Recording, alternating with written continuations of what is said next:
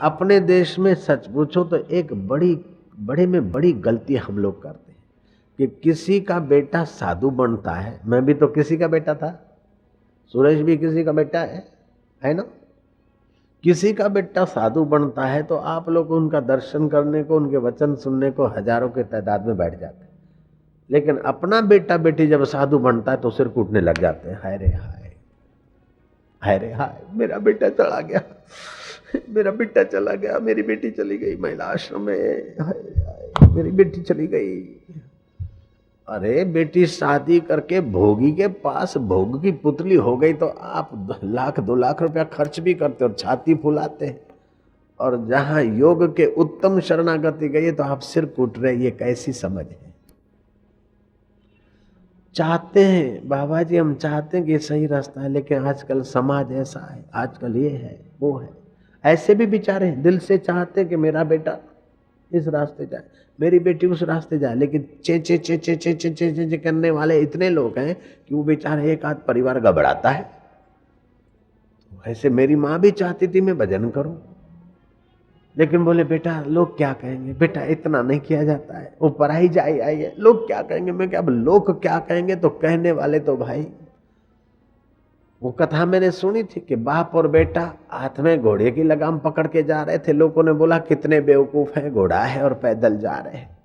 बाप बैठा, लोगों ने कहा देखो बूढ़े को अभी भी घोड़े पे बैठने का शौक नहीं गया, छोरा पैदल जा रहा है, बुढ़ा घोड़े पे बैठा। वो बूढ़ा बेचारा उतरा, छोरा बैठा।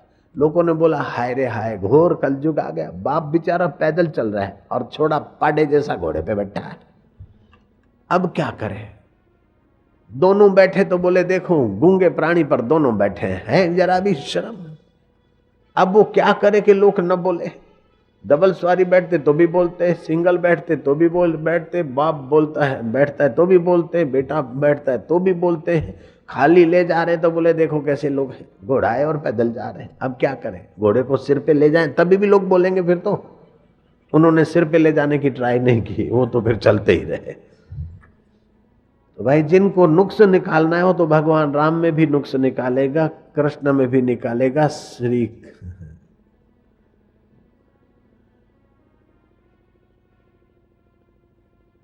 राम जी के लिए भी दोष निकालने वालों ने निकाला, आरोप करने वालों ने करा।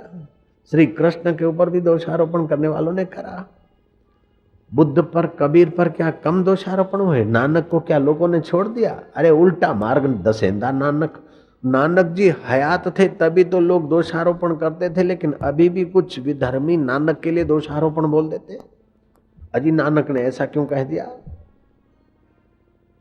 राम गयो रावण गयो ताको बहु परिवार, राम जी के लिए ऐसा क्यों कह दिया? फिर मैं उनको समझाता हूं कि ठीक ही कहा है उन्होंने। राम जी के लिए तो नानक को प्यार था, अगर प्यार नहीं होता नानक जी को, राम जी के लिए श्रद्धा नहीं होती तो नानक जी ये भी नहीं कहते संगी साथी चल गए सारे कोई न निभियो साथ, कह नानक एह विपत में टेक एक रघुनाथ। अभी भी तो कुछ लोग सरदारों को, पंजाबियों को, हिंदुओं को लड़ाने के लिए ये बहका देते हैं, लेकिन नानक की दृष्टि कितनी ऊंची थी। तुम नानक की दृष्टि को तो देखो, संगति तो लगाओ।